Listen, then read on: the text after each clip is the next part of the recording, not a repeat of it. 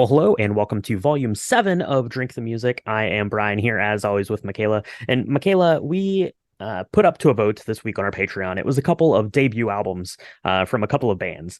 These bands are real big around the time that you're in college. You're definitely going to know these. You're going to love these. And the winner this week was the 2004 debut from The Killers, Hot Fuss.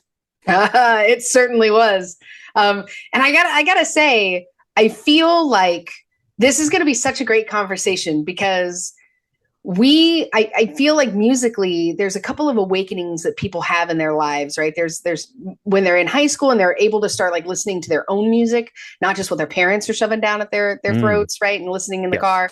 At least for us, children of the 90s, like we finally got a Walkman, right? In like the Right. mid 90s, I feel like. And so then there's the second awakening, which is when you're in school, you're finishing school, you're starting your first like jobs, you got a couple bucks. What are you doing with your life? And that is this whole album like resurgence for me. Yeah, absolutely. Yeah, you mentioned, kind of that late college kind of discovery of music period. And oftentimes that is the music that you will cling on to and decide is the best music that ever existed. Kind of those songs that came out between ages like 17 to 24. Nothing can top those songs for sure. And that is where Hot Fuss falls in line for you and me, Michaela. This came out, it took the world by storm. Who are the Killers?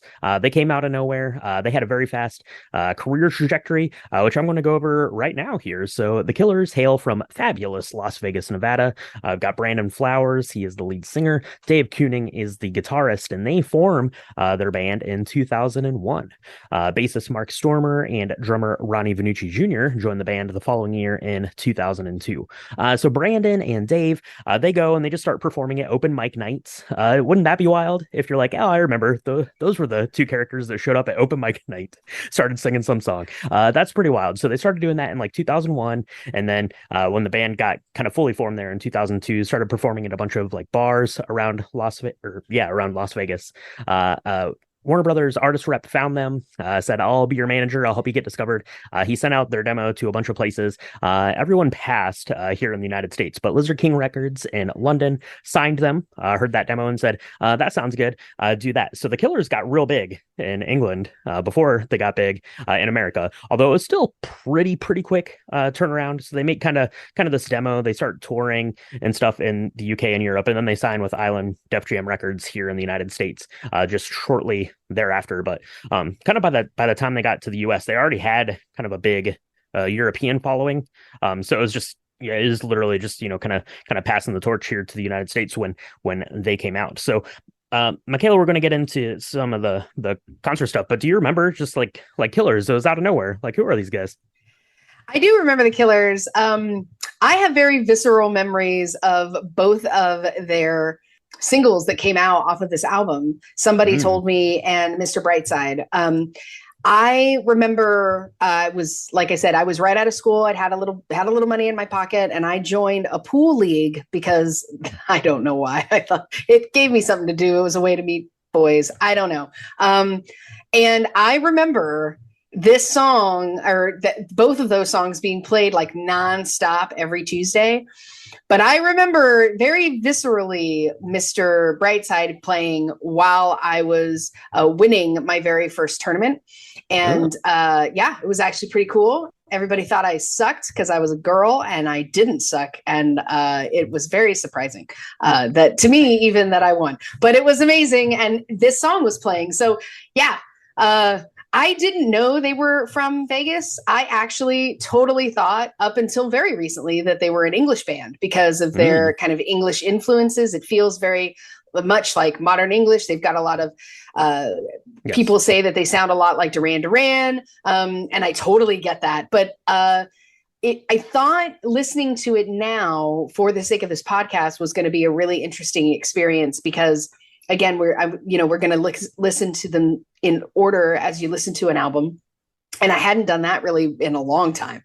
But yes, very visceral for me. Very, it kind of brings back all the thoughts and feelings of when I was young. And No, very, not very, all of it's great, but it's very. definitely worth singing about.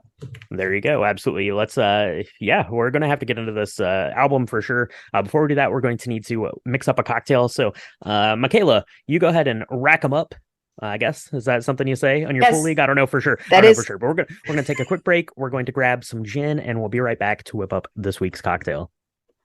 To celebrate the Killers' first album, we're taking a trip to Las Vegas and drinking a slightly sweet version of the cocktail classic. Just like you might do on a late night, sitting in the corner of a club, thinking about life, love, the future, trying to come up with a way to like pick up somebody in the club.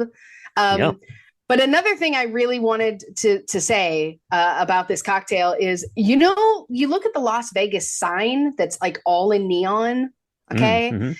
It looks like that. This drink It does. reminds me, it's like this cartoony version of an adult beverage. This cocktail, it does. It looks like that. It looks like the cover image from Hot Fuss there. It's very blue from some blue curacao we're getting. It has this bright red, kind of sickly sweet cherry at the bottom of it. But this cocktail is pretty good. It's pretty good. We've used a lot of blue curacao lately, but that's okay because it pairs really nicely here. It's not too much, I don't think. Let's put this together. It's a martini, so into a shaker tin, go ahead and throw some ice and then add 2 ounces of gin, a half ounce of blue curacao. Better quality, the better you're going to be here, for sure. And then just a little bit, a bar spoonful or so of some dry vermouth. Put that in, give that a stir. Don't shake that. You want it to be crystal clear. So stir that up. You could use vodka in place of the gin on a side note if you really wanted to. And then what you're going to do is you're going to strain that into a chilled martini glass. But before you start pouring that in, you want to get the brightest red maraschino cherry that you can find in the whole world. Put it in the bottom and then strain that drink over it. And it's got this, it makes this weird, I don't know, like sunrise, sunset kind of effect because it has this bright red kind of globe at the bottom of this thing. And then the rest of it is this crystal clear blue. It's real pretty. It's real delicious because you get just a hint of that orange. But that is the Blue Sapphire Martini. Michaela, what did you think about this one? I really liked it. I thought it was very, like I said, very cartoony, but at the same time, I think it pairs really well with the album because there are a lot of layers, I feel, to this album. There's a deep, rich heart at the bottom, and that is the maraschino cherry. And when you bite into that cherry at the end of your drink, which is when you should enjoy it, you should let it kind of soak up some of the alcohol. It's probably like it's the cherry on the drink. It's really lovely. It's got a beautiful finish to it. I really like this because it's with gin versus vodka. You can do it with vodka for sure, but I think that if you did something like a sapphire gin, the Bombay Sapphire gin, it's going to add just another layer of flavor. I wouldn't pick something super, super, super floral or anything that's like juniper, like super juniper forward. Yeah. But yeah, I really like this too. And I thought it really paid homage to Vegas, which is so funny because we talk about this, but I didn't know they were from Vegas until really researching where they were from. I thought they were from Europe. So, Okay. But it reminds me of like this blue light special. And I feel like Okay. in some of the songs, you have this very kind of neon-esque feel to it. Yeah, no, see, it definitely reminds me of the Killers here because, I've always kind of associated them with Las Vegas. And when I listen to Hot Fuss, I really get kind of in this mindset of, I imagine like hearing this, and maybe it's partly because of my own experience from the time this came out, kind of late college years. But to me, this album, it almost sounds like the interior of this dark, smoke-filled nightclub, kind of this dive bar sort of thing is the absolute vibe I get from this album. And this cocktail is perfect for that, like I said, because it's kind of a classic, but it's definitely something you might get at some sort of like dive bar because you could totally get by with using some well gin and jazzing it up with a little blue curacao. So I totally love it. I love this cocktail for that essence there. And maybe you rode out your night. Maybe you listened to Hot Fuss. Maybe you're in the nightclub all night. You come out into the desert. The sun is absolutely blaring. You're like, what have I been doing with my night? night, what happened, what's been going on, and you need something to get you straight. So here's what we're going to do, Michaela. We're going to make a second martini here. This is a mocktail martini. That sounds delicious to me. It is called the Red Apple Sunrise. It's coming from the Make Shake cocktail book. This one's pretty simple. It's 1 3/4 of an ounce of apple juice. Nice, just clear, crisp apple juice, not like an unfiltered thing, just a nice like Mott's apple juice. 1 1 3/4 ounces of that, 1 3/4 ounces of fresh squeezed grapefruit juice, and then a dash of grenadine. Same thing, put it into your cocktail shaker, shake this one up, and then strain it into a martini glass. The grenadine is going to just blush it up a little bit. It looks like the sunrise on the Vegas desert.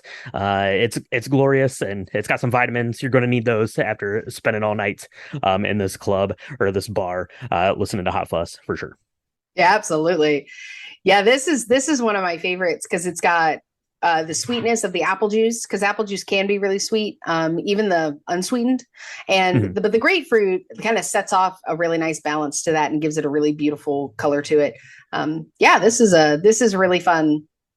Yeah, for sure. The apple's nice and sweet. The grapefruit is tart and a little astringent, and this is perfect. It's an excellent brunch cocktail, especially if you're going the mocktail route. You could probably jazz this up with some, vodka or gin if you wanted to too. But I like the mocktail version here to help with that hangover you got going through Hot Fuss. So let's do this. Let's do this, Michaela. We're gonna start with the full blown what's it called? The Blue Sapphire Martini. We're gonna start there. We're gonna start the album, and we'll be right back to chat about it. So, Brian, I feel like I've said this a couple times already on this recording, but I didn't know that the Killers were from Las Vegas.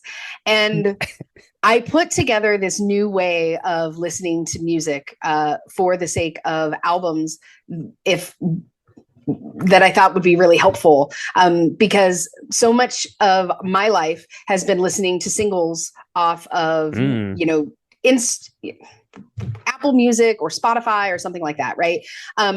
So what I decided to do was get into a quiet place, put on this album, and just kind of do a stream of consciousness with some notes about what I was feeling and what I was thinking, and really like completely immerse myself in the album in a different way. And then after doing that, I was going to do some research about who the Killers were, more than what I already knew, which wasn't much, to be honest. And then I realized, and throughout all of this, okay, especially in this first song that we're going to talk about, I'm like, we're in a dark city. There's bright lights, but it's a gritty, seedy town. I totally get that feeling. And I thought it was LA or maybe some of like the seedy areas of like London or something like that. Okay. I had no idea that it was against the backdrop of Las Vegas. And now that I do know that, it's totally makes sense. So yeah. Absolutely. It does make sense because Las Vegas is this bright, sapphire shining star in the desert. It's full of like every vice you could have, and that is exactly what I think of when I think of this album.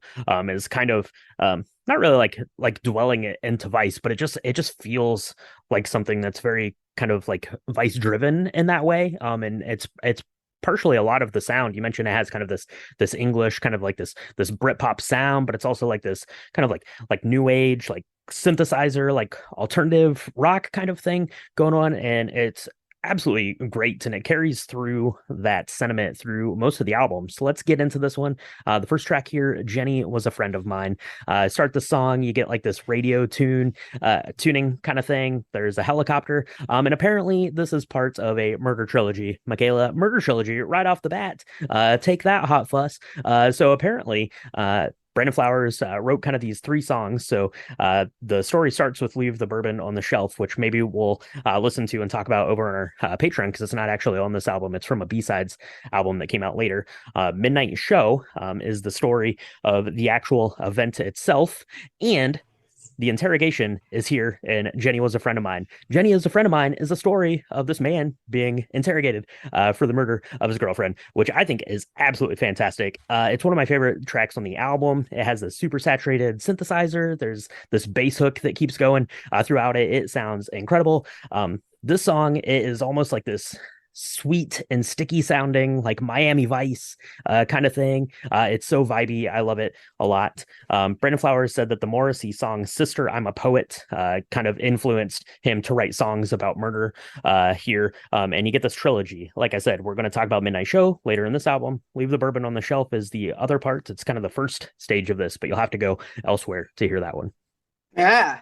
Well, it's amazing that you say that because I had no idea that that was a thing. And yet in my notes that I wrote in my dark room when I was taking this in, I actually say that I thought the Midnight Show and this were like two sides of a coin. So good on me for that. I feel like a rock star. That's awesome.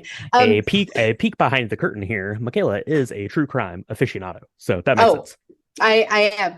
So I was listening to or reading the lyrics as I was listening to this, really trying to get into this song and talk about something intelligent other than, yeah, it's real good. Because I feel like I'm saying that a lot about this band. This really hit me very much like Duran Duran.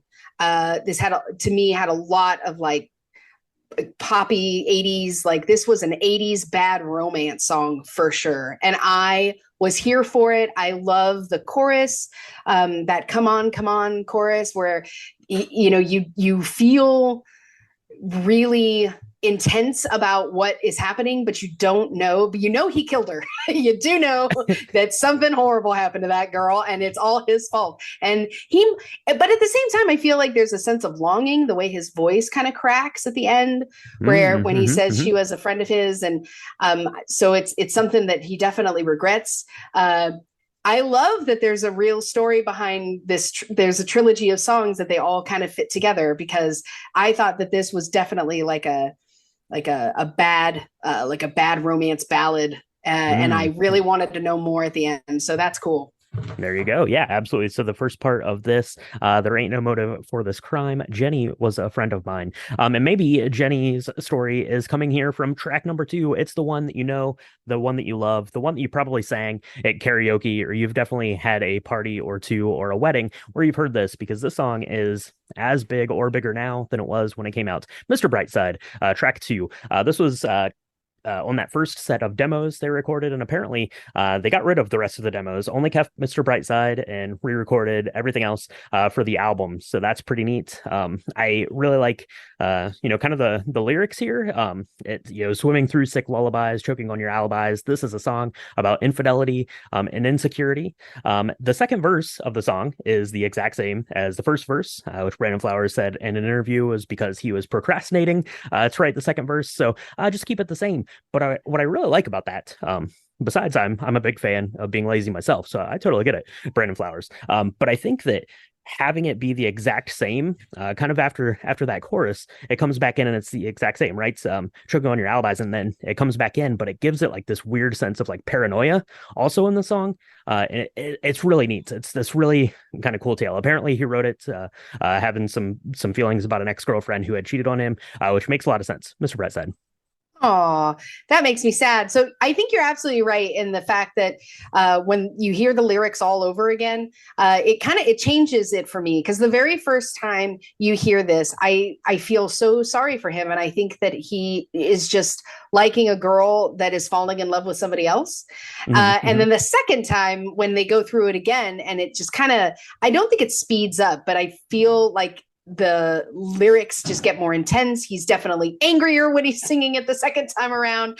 And it's like, oh, this is a girl he's actually been with. And so he's seeing her do these things, and the choking on the alibis really fits a lot better. And then at the end, when he's like, I don't know what he never did, but I feel really bad for him, because right. Cause he's just, and maybe this is all in the mind of him being interrogated. This is a great idea, that maybe this is all one stream of consciousness, right? Because he's saying maybe he never meant to hurt her. Maybe he never meant to catch her. Maybe he never meant to even confront her about this. But yeah, dangerous. I really like kind of that more paranoid. Kind of look at it the way that second chorus comes in, because it doesn't really like the song never like specifically verifies that that's what happens. So maybe that's just playing through your Mm. head. You're just imagining the worst right in someone. And that's great. And of course, Mr. Brightside is catchy as all heck out, which is why it's been kind of like this number one single for 20 years. You were listening to it in your pool league back when this album came out. We were listening to it in our bowling league last year. So there you go, Mr. Brightside track two. Another one of my absolute favorites here is track number three, Smile Like You Mean It. This is a song about a journey into adulthood. I really like Flowers using like this lower register, so it has kind of this like melancholy feeling to it, which is really surreal because the tempo of the song is really kind of upbeat. So it's kind of this weird amalgamation of sounds here. I really like kind of the lyrics here. Someone will drive her around the same streets that I did, and I like to imagine that that someone who is driving her around is the same kind of couple that is in Mr. Brightside. And I really like here in Smile Like You Mean It because the she could be anyone in this instance, right? Someone will drive her around down the same streets that I did, right? It could be a former lover, it could be a friend, it could be a parent, a sibling, a child, it could be Mm. anyone. That she could be anyone to anyone, which is why I think this song kind of hits so hard. But Smile Like You Mean It, it's real good. It is. It's one of my favorites on this album. It's interesting that you think that top line of that is your favorite, and I think one of my favorites is um, someone is playing a game in the house that I grew up in, which is right after that, right? Or is it right before that? Yeah, it's right before that. So someone's playing a game in the house that I grew up in, and someone is driving her around the same streets that I did. When I wrote this down, I wrote, I'm driving in the dark. There are city lights in the distance. Reminds me of LA. I know now that is Vegas. You can make that drive.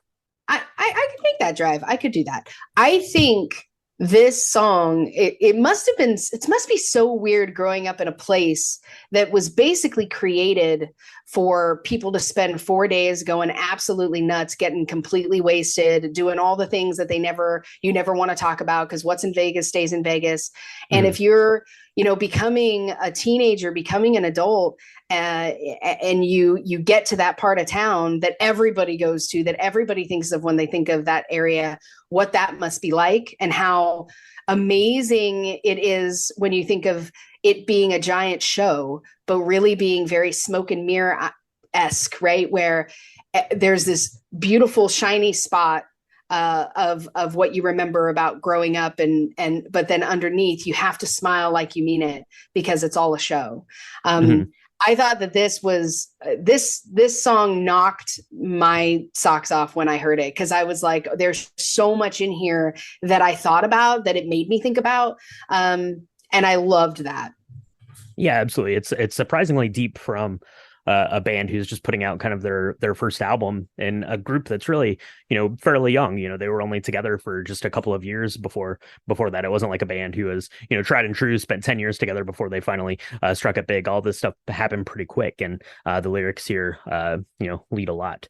We get into our next song, Somebody Told Me, which is the first Killer song I ever remember hearing. It was kind of the first single I remember hearing. I really like the song. It is very fitting of like this late night dance club vibe, which I mentioned at the top. That's exactly what this sounds like to me. The song is kind of like this. I always imagine as like a kind of like a throwback to like a David Bowie song, because it's kind of like it's very gleefully like ambiguous about it, but has this introspective quality to it. There's this like wall of synthesizers that just come over, and I just picture this song just washing over the entire like crowd of people listening to this album. Somebody told me it's a great one. It was one of the first big singles, and that was really kind of what made the mark here for the Killers. So it was actually released as a single here in the United States, and it did real bad, so they pulled it. And then put it back out, I think, after maybe Mr. Brightside came out and they got a little bit more notoriety, and then it hit big as well. So track four, Michaela, what do you think about this one? Oh, I really like it. I love the synthesizers in it at the beginning. It's very like it's clubbish, but it's very Sure. hard rock to me as well. And I remember people wanted to emulate this sound. I mean, this was really, I do remember in my early 20s, this was the band everyone wanted to sound like. People were like, let's start a band, or let's do, let's do the top 40 and we'll go play weddings and stuff, right? Getting the sound of this song was really hard because he has such an amazing kind of vocal tenant, especially here. So people were using like magnaphones into the microphone and deafening everybody around them, trying to get the sound. I really like this. I also think it speaks to the paranoia and the anxiousness and the heaviness and all of that when you're trying to meet people. hmm And that's what they said that this song was kind of about, which is, trying to go chat up somebody in a club or in a bar or in a space and being like, I don't know how to talk to you. So do I say somebody, I know you, or you look familiar, or how do I do that? But it's so heavy with the beat and like so fast paced, you don't really know what it's about at all. But it sounds so cool. You honestly also don't care too much, right? Like Yeah. it's really a fun ride. Yeah, it's super up tempo. It's almost like feverish in the pace of the song, which is really great and kind of fits into that aesthetic that we've got going on here through the first four tracks before we're gonna kind of slow it way down and get into track number 5 here. All these things that I've done. It's very anthematic. It's kind of a song about religious reckoning. Brandon Flowers, who's a practicing Mormon, is kind of a tale about him struggling with kind of maybe his life decisions. Probably the place where you live. I would imagine that Las Vegas is a tough place to be if you're having some sort of crisis of faith sort of thing going on. All these things that I've done, I've always felt that the song is very hopeful feeling. I really like kind of at the end, he speaks kind of through these lines in echo of the chorus here, time, truth, and hearts. That's always really struck me. And of course, you get a choir here, Michaela. The Sweet Inspirations coming in to do some choral bit. It sounds amazing, very epic. It starts the song with like this little piano plink, and then it's kind of all guitars and bass. This one's not synthesizy at all. It takes a very tonal shift from the first four songs. So to me, I always think of all these things that I've done as like this, as kind of like this palate cleanser sort of a song here from the first four songs, and then you get back into kind of more of this over synthesized nightclub kind of vibe. Mm-hmm. Yeah, it's a cry for help, I felt like. And I had been kind of thinking about this in terms of his like a romantic relationship where he's like, you got to help me out. I want to get better. It was, I want to improve, where he talks about, and that's where there's no, and when there's no one else, where else, and when there's nowhere else to run, is there room for one more sun? These changes ain't changing me, the cold-hearted boy I used to be. And it's like, what happens when you're in a relationship with someone and they're just kind of tired of putting up with your shenanigans? And it's almost like you want to treat them like your parent that takes care of you, like this idea of a mother. And there are religious connotations to that too, right? Like Mary and all of that. But to me, at the end, when he's, saying, I've got a soul, but I'm not a soldier. Like I'm not going to be able to really change who I am. I'm trying, but you got to help me out. Who's going to be there to kind of pick me up and be that for me if it's not going to be you? I really liked that aspect, because most of the songs previous to this are very, very different. Sure. And I felt like was like the most downtrodden.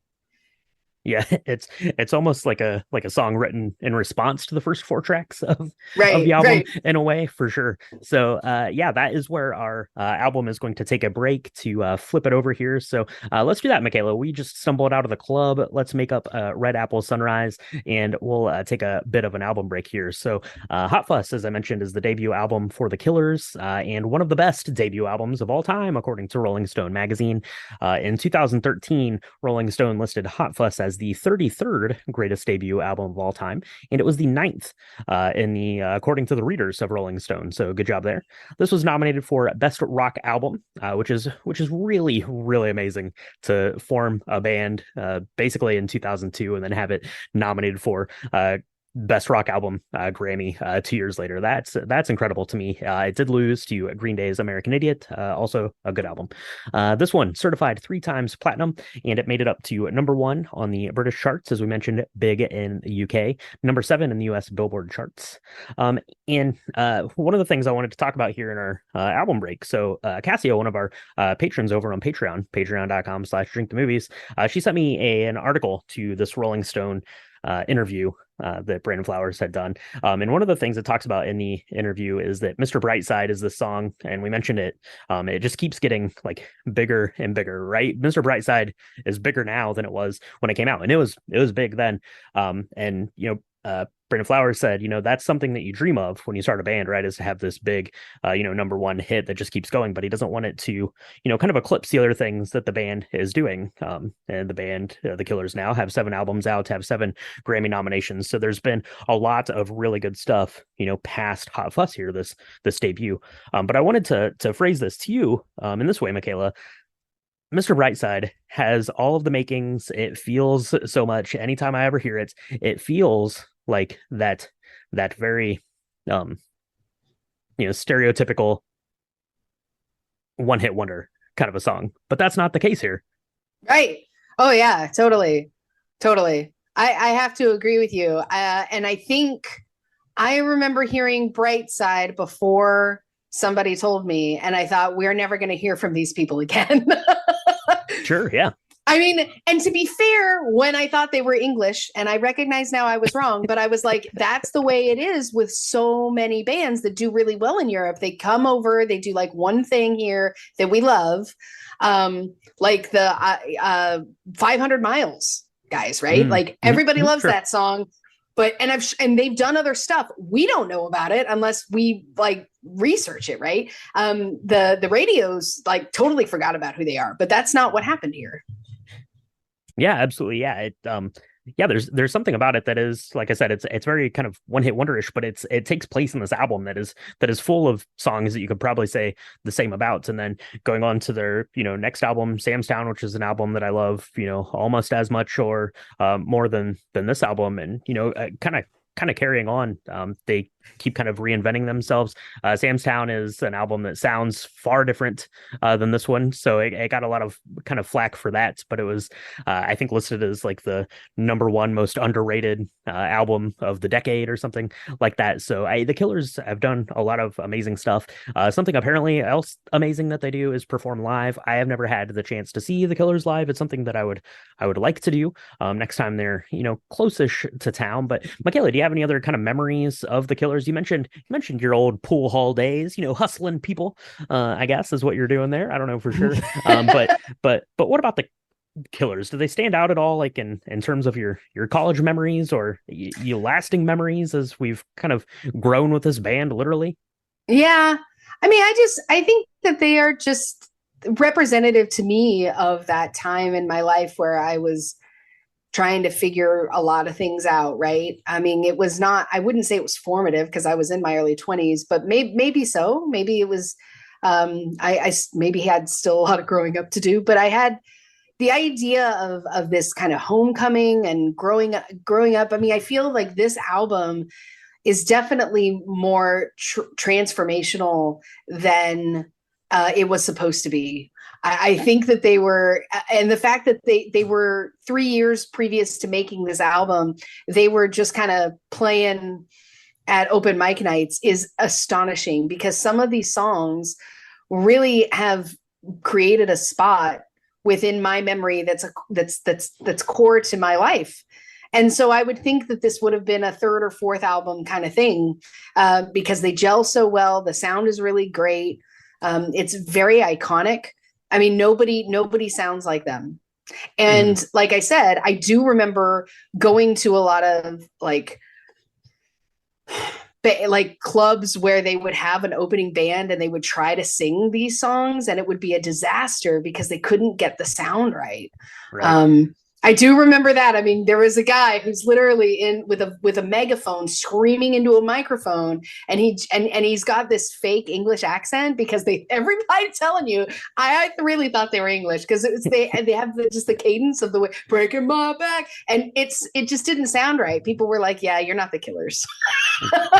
You can't do it. You need that special vocal modulation they're using on the album. Yeah. It's hard to recreate. Yeah, absolutely. It's astounding that this was the first album. It came so quickly, and yeah, it was definitely not. It had all the makings of being a flash in the pan, but definitely not. So glad to have the Killers around, and maybe we'll talk about some more Killers stuff some other time. But for now, Michaela, let's get back to Hot Fuss here. So track number 6, Andy, You're a Star.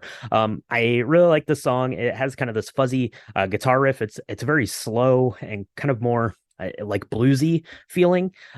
There's a lot of symbolism kind of in here, right? Of like high school, and who is this Andy person? I looked at a lot of things online, and people said that this Andy person was a friend, it was a tormentor, it was a bully character. But I've always looked at Andy as being almost kind of this crush sort of a figure, this high school crush. Especially, because the lyrics right here, right? It talks about, leaving your legacy in gold and the plaques that line the hall, right? Like Andy was this kind of high school sports star or some sort of star. And that's the case here, right? Andy, you're a star in nobody's eyes but mine. That has all the makings of some sort of crush, or you're looking at from the perspective of some sort of like wallflower kind of a character. And Yeah. I really like it. I've always really liked Andy, You're a Star. It's slowed down. It's, like I said, more bluesy kind of feeling, I think, but it's a good one. Andy, who's Andy to you, Michaela? I think Andy is definitely a football star that this was written about. I think it's kind of a forbidden love. I think it's an unrequited for sure. I mean, when the lyrics are on the match with the boys, you think you're alone with the pain that you drain from love. In a car with a girl, promise me she's not your world, because Andy, you're a star. Like, I definitely think this is a long love, long lost, unrequited love. I happen to think that it's maybe a boy who is writing this about another boy. That's just where my head goes when I thought about this, because the shut up, like they're probably friends and they're clowning around. Maybe they're not both on the football team together, but that's what the imagery was for me. It starts off to me feeling like a fight, and then it ends up being like this totally sad, like you're a star. Nobody sees what you are but me. And I do love that idea, right? Where when you first fall in love with someone, or especially if it's unrequited love, like, I don't know if this person is ever going to tell Andy, but being like, look, you are the most incredible person and no one else knows it. Like, no one sees you the way I do. And that part is both like sad and beautiful at the same time. And yeah. Yeah, I am inclined to agree with you, because there's a lot of kind of themes of androgynous sort of themes within the album. So I'm inclined to agree with you there on that one. Let's get into track number 7 here, Michaela, On Top. I really like this. It's more of like a straightforward rock song in the way that it sounds. It's less kind of synthesizer-y. So I like the song composition here. But I really like the refrain here in this one, and I smile because I'm fine. That's pretty great. There's a guitar solo here in this song. Not a lot of guitar soloing going off in this album. So I like that. And then kind of after the guitar solo, you just get this like electronic swell that gets you back in, where it repeats the refrain here. And yeah, this one's really good. On Top, it's kind of the story of like dealing with addiction and dealing with your friends kind of within this addictive kind of personality traits. And On Top, I really like the way that this one sounds. This very much had like a techno club feel to me at the very beginning. That beat, I immediately wanted to dance to it.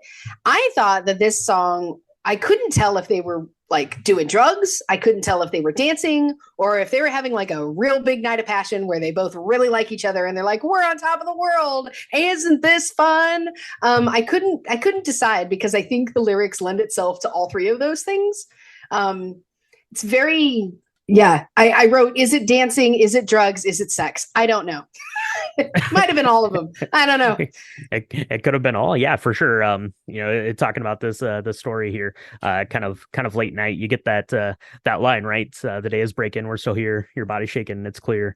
You really need it, so let go and let me feed it. But yeah, it could be any number of things, right?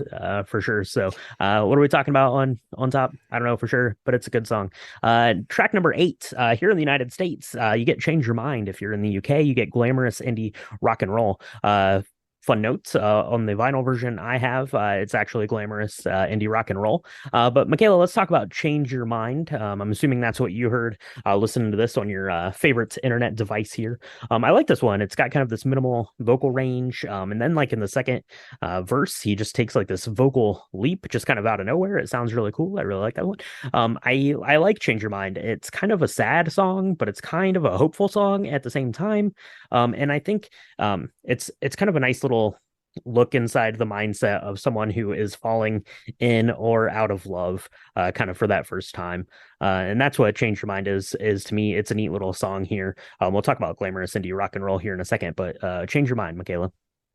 Yeah, this song kind of was an answer to me about with Smile Like You Mean It. I felt like there were a couple songs that went together in pairs for me, and this is one of them that pairs, I feel like, with Smile Like You Mean It, because for me it was Smile Like You Mean It could also have been out as a way where you've come back home and the girl that you once were with or the person that you once were with has now moved on, and this one is kind of the same, where then you have that conversation and like, are you happy? If you're not happy, can I change your mind? Is there still hope for us, or is it all gone? And why aren't you shaking? Step back in time, graciously taking, oh, you're too kind. I really thought that this was kind of a conversation with someone that you knew in the past, that you had a lot of love for in the past. And maybe you're not even talking about a relationship you're getting into. Maybe this is about like drug addiction. Because the shaking part, it's like, I don't know. More shaking. That's right. Yeah, there's a lot more shaking. But maybe after the club, right? Which is, again, this thing could be a total stream of consciousness, right? Where if and maybe this is the conveison that he has with Jenny. I don't know. Yeah, could be. Where he's like, we did this and we've had this night, and do you want to continue? Do you want to make this? I don't know. I have no idea. But yeah, I really like this song, and it kind of caps off a lot of these songs, right? It's so it kind of paints this picture, but the picture is like real ambiguous. It's like you're looking through like a smudged lens at what's happening. It could be anything, right? So maybe it's talking about a girl that you just met at the club that night. Maybe it is like a childhood best friend that you've always wanted something more out of. Maybe it's an ex. It could be kind of anything here, and Change Your Mind. Michaela, I don't know if you had a chance to listen to Glamorous Indie Rock and Roll. I think it is on the digital version, if you have here. So this would have been track number 8 if you were living in the UK, or you're listening with me to the vinyl here. I really like the song. It is about as close to just a classic rock and roll song as you're going to get on the album. But maybe it's because I grew up listening to Change Your Mind as the song here. I don't think that Glamorous Indie Rock and Roll fits as well in the album as well as Change Your Mind does. Maybe that's just me. I do think that it's a really good song, but I think Change Your Mind fits kind of tonally with the way that the album is working better in my eyes, at least. But what did you think? Yeah, so for me, it was Glamorous Indie Rock and Roll was put at the end of the album. Sure. And I thought that was kind of strange. I do think that Change Your Mind fits better. For me, this was just about like, again, these early 20s, right? Because that's when I started listening to this band, thinking about, hey, wouldn't it be great if we started a band? Wouldn't it be great if we did this thing and we would do the things that bands do? First of all, I wrote down in my notes, what is indie rock and roll? Like, what is the primal definition to that, right? And but the ins and outs of like what that would feel like, how bands kind of take on a life of their own over time. So you're friendly, maybe. I mean, I don't know. Maybe that's not how bands start. They're like, hey, I need somebody with this talent and I don't care about you at all. But the Mhm. connections that you build on stage and then going over time, and if you travel together, what that's like, and all of those things. I thought that fit much better at the end of the album than in the middle of it. Because in the middle of it, I was still in this stream of consciousness where I'm like, where is Jenny? And are we going to talk about what he did with her? In the, from the Right. very beginning to the end, right? All of these kind of relationship songs that are kind of in the middle. It feels weird that this would be in the middle of that, but Yeah, somebody definitely. made that choice. Absolutely, yeah. There were choices made, and we weren't the ones making those choices. So that is it. Track 8, track number 9. Believe me, Natalie. I think, kind of tonally after either Change Your Mind or glamorous indie rock and roll. This gets us back kind of this grittier, synthesized kind of sound that we've got going on here. This song to me is kind of like part intervention, part a call for help. And speaking to Natalie or for Natalie or from Natalie. I like this. I think Brandon Flowers is kind of the most vulnerable, like vocally in this song. Really kind of stretching the limits of what he can do, singing wise, and I think that makes the song that much more effective. Like I said, as kind of this tale of intervention and longing and hoping for the best, but kind of deep down in your heart, you know that it's probably not going to go the best. Yeah, for me, this totally reminded me of like going home when you've been away for a while, right? And your parents have these expectations of you. Like I think it even makes reference to your mom says you never come visit anymore, and why are you leaving immediately? You just got here. Mhm. And having that, knowing a little bit more about what this might have meant to the writer of the song, from a religious perspective. Like I don't know, for me I think that it's very ethereal, but like it's also incredibly dark, where you go home and home is not what you thought of it as, either good or bad. Mhm. It's just kind of like the good things you remember aren't quite the same, the bad things you remember aren't quite the same, but like that this is your every time you go home you realize that I better make it where I'm at because I can't come back to this. I Yeah. can't, right? Like this is my Mhm. last chance. And I imagine when you're trying to make it in, as an artist, that can be the pressure you put on yourself. Because if you come back, you're going to have to live under these new rules, and you're going to have to fit back into this family in a different way. And it's going to be good or bad. All Mhm. of those thoughts really set in with me with this song. Yeah, for sure. And I really like the song. It's kind of like this weird like amalgamation because the song is pretty upbeat. It has like the synthesizers come in and they're almost like horn like sounds like trumpets. It's almost like triumphant sounding in a way. This reminds me a lot. I'd mentioned Bowie before, but this one definitely feels kind of like a David Bowie song where it's kind of like upbeat and happy and kind of makes you want to dance, but like the lyrics are real real dark and introspective and things. I definitely get a lot of those vibes here from Believe Me, Natalie.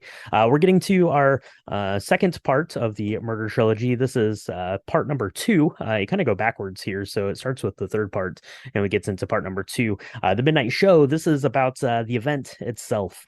It's weird, like listening to this album, over the last 20 years. I never really associated this song with murder until I'd really kind of learned of this trilogy and listened to it for that sense. So like for researching the pod, I always kind of listened to Midnight Show and I kind of thought of it being more of like a story of like this accidental overdose, which I guess is kind of, depending on how you look at it, it could be, construed as that, there's some more imagery of some choking and things going on here in the song if you're really digging for it. I really like the song Midnight Show. I really like all of the songs for the Murder Trilogy. I don't know what that says about me, but I really like how kind of like fast and driving the song is here. Like literally, there are the lyrics in the song "Drive Faster, Boy," because the song is really just chugging along. And I like how the vocals kind of drop in and out of the tempo of the song. It sounds very vocally appealing to me in that way. So, what do you think here? Part 2 of the Murder Trilogy, Michaela. So the first time I heard this song, I totally thought it was about this forbidden, um, Forbidden something. Forbidden love, or forbidden night of passion. Can I say that? I'm trying to be as Okay. politically Okay. Yeah, correct sure. as possible. So for me, when they're like drive faster, like they both kind of know it, and it starts with it's wrong because he's like, I'm gonna take you on a midnight show tonight. If you can keep a secret, I got a blanket in my back seat and but Sure. on my mind, right? So he's been thinking about this for a while. In my mind, it was like she's like, go drive faster. Yes, let's do this. But now that I know that it's part of this murder trilogy, it's like, oh no, oh that did not go well for him. I don't think. I think that he's maybe telling himself to drive faster because he's really excited about what's going to take place, and it is maybe not consensual Yeah. because of the whole like she turns her face to speak, but no one heard her cry. So maybe it's not this amazing moment that I thought it was, even though it's an amazing bad moment. I don't know. Um, this Well, this idea that it's part of this murder trilogy now has really made me sad for this song because I really like the way it sounds, and I think the lyrics are great, especially at the end when he's like, "If you can keep a secret, I can keep a secret. If you can keep a secret," and then it falls into the very last song. It falls so beautifully where it's like this moment happens. It's really amazing, and then at the end of this song, there's like this uh kind of letdown of, oh, I feel guilty now, like all sure. the things, like if this was a consensual kind of moment that these people had and they couldn't, it was forbidden because they were in other relationships or something like that, that it was like, oh, well, we got to keep this secret, now I got to live with this guilt, now you got to live with this guilt. Like that's kind of how I took it. But now I think he killed her in the backseat of that car, and that's what I think now. Darn it. Yeah, yeah. I mean, for sure, we'll discuss further on Drink the True Crime later for sure. But yeah, it's the second part. It's a song that I really like. I think that I don't know. I think that once you pair um Jenny was a friend of mine with this. Obviously, it takes on a much different meaning, and you can kind of draw your own conclusions about how the story here of Midnight Show goes. Because, like I said, this album is very ambiguous in a lot of its storytelling, which leaves a lot open to interpretation, which is really pretty neat and really pretty sophisticated for some songs coming straight out of the gate. So that is Midnight Show, and then we're getting into the last final track here. Everything will be all right. Track 11. It's almost 6 minutes long. This probably is my favorite song on the album. It's very angsty. It's a very mournful send off to the characters we've met throughout the course of Hot Fuss.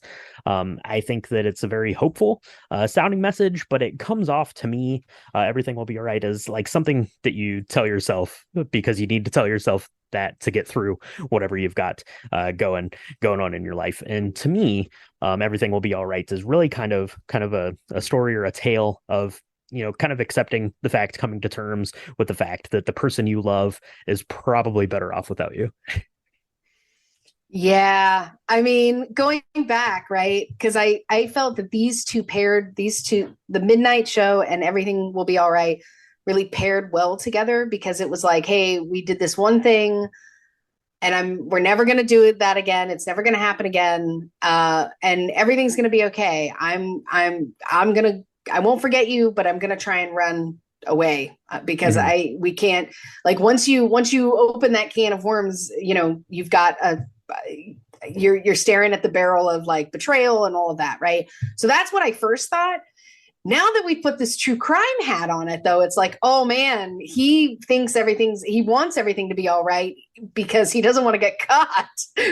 D- Detective I Michaela is don't, on the case. yeah, I Now, am. see, now maybe we'll talk about the murder trilogy here a little bit more. Like I said on Patreon, we'll go through the third aspect of it. I think, to me, and just the way that the album kind of plays out, everything will be all right. I think that for me, the murder trilogy is kind of a fictional tale. It's something that is playing out within the singer songwriter's head here, as being like, I could totally see. Me going out with this girl, she spurns me, snapping, and something real bad is going to happen. That's kind of the place I'm at in my life here, and I think that that's really what the cap stone here of everything will be all right to me is right. Like you have to be like this person is going to be way better off without me. I'm not in the right place for this person right now. And I think that it's a really beautiful send off. It's really kind of like mournful, but like I said, kind of like hopeful in a very sad way at the end here. And I think that it ties Hot Fuss together really perfectly. Yeah, for sure. I was surprised that for me in the listening that I did in the digital listening that Glamorous was after this. Because I thought that this ended It's the very out album of place perfectly. after it. Yeah. Yeah. Yeah. I don't know where else I would have put the Glamorous one. I definitely like it better at the ending than in the middle, but I thought it was Yeah. kind of like a little lanyap I'm, where I'm it was like, we want to put this song somewhere. Let's do that.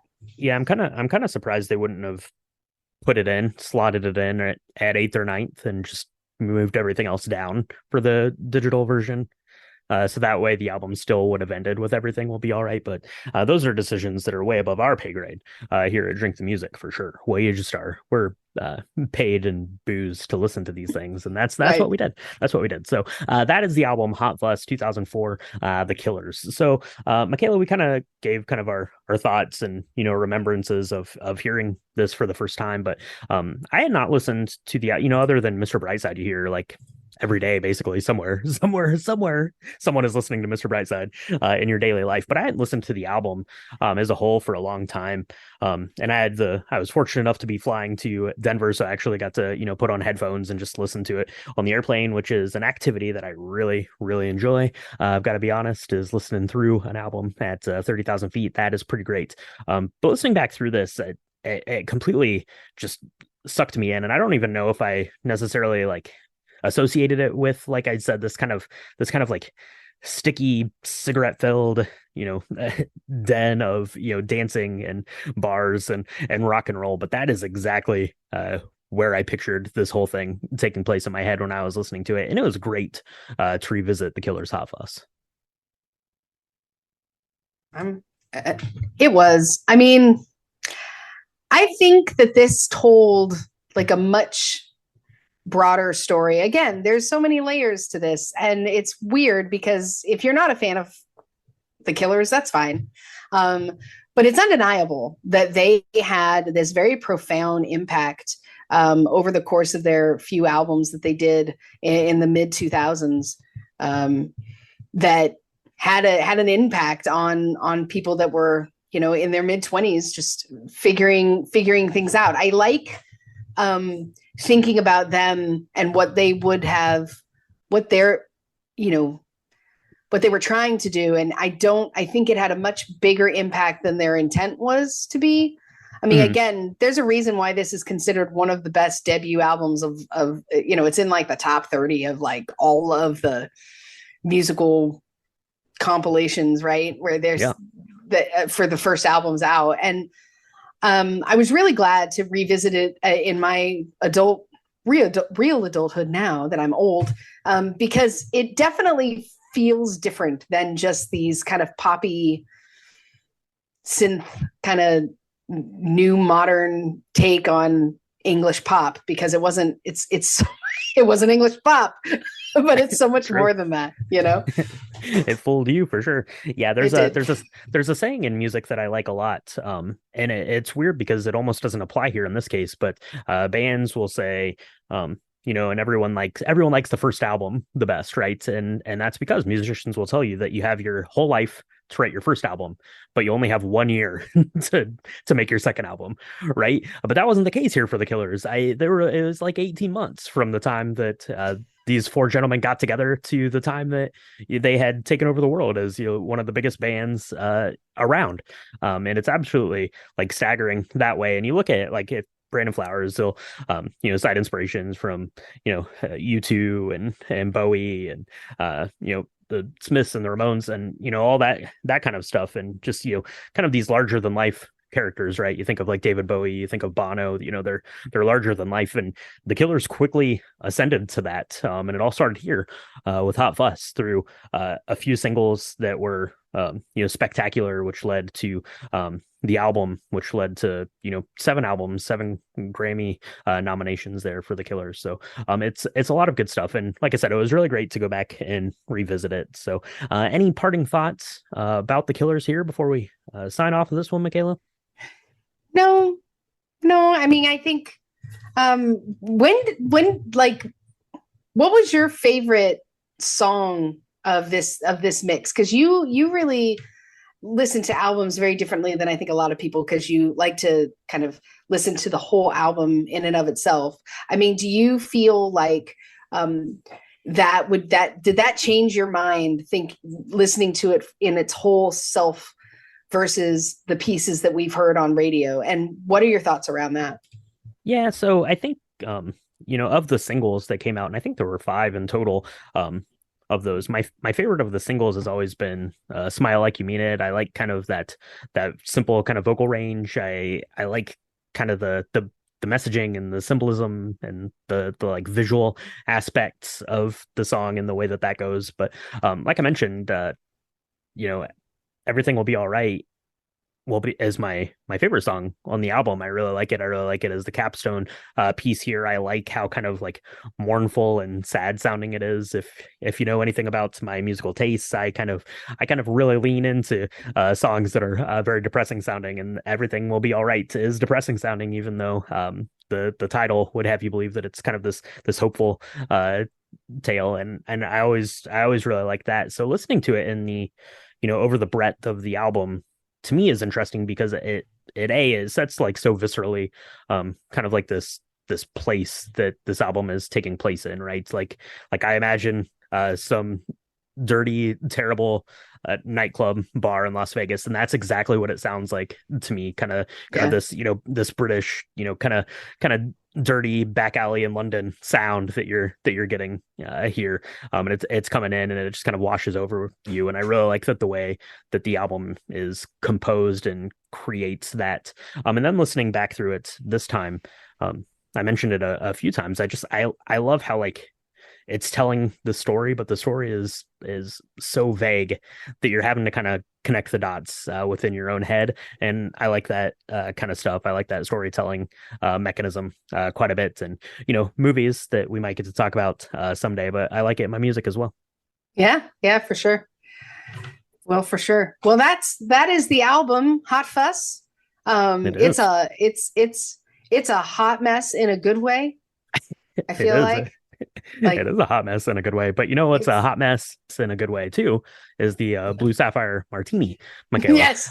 You found that one. That was a good one, and it pairs perfectly with this. So if you decide to make yourself up a Blue Sapphire Martini or one of our Red Apple Sunrise mocktail martinis there, definitely take pictures of it. We want to see pictures of yours. We want to get feedback on all that stuff. We want to know when you found the Killers, if you love the Killers, if you think Mr. Brightside is overplayed, if you have seen the Killers in concert. We want to know all of that stuff, so send it in onto our social medias. That's the best place to do it. It's at Drink the Movies on Instagram and Threads and X. It's facebook.com/drink the movies. You can go to our website, drinkthemovies.com. That's where we have pictures of our cocktails that we made, episode recaps, recipes, all that kind of stuff is on there. So make sure you go check that out. If you want to go and vote for what album we're going to be covering next week, you want to go over to patreon.com. It's patreon.com/drink the movies. That's the best place to do that. Got a really great community of people over there and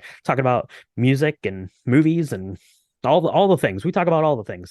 Mostly cocktails. We talk about cocktails mostly, to be honest. So go check that out. Michaela, if they want to catch up on what we've got coming for Volume 8 next week, where can they do that? You can find us on Apple Podcasts, Spotify, Good Pods, anywhere where Spotify podcasts are distributed and supported. Whatever you're listening to right now, I'm pretty sure has a subscribe button. If you're liking what you're hearing here at Drink the Music, Drink the Movies, all of those things, go ahead and hit that subscribe button. And if you really like it, tell a friend. Tell a friend via social media. Tell a friend by leaving a 5-star review. Tell a friend on the phone. Tell somebody. We're so excited to be able to talk about music. When we started the Drink the Music, idea, we did not think we would be doing this more than a couple of weeks. Unfortunately, unfortunately, we are still doing it, but we are enjoying it. And we really hope that you are too. So if you are, let us know. We love the community that we're building. And it really helps us get all the Drink the Music stuff out there. Absolutely. So that is The Killers' Hot Fuss from 2004. Thank you for joining us, and we'll talk to everyone next time on Drink Drink the the Music. Music. Because I'm Mr. Brightside.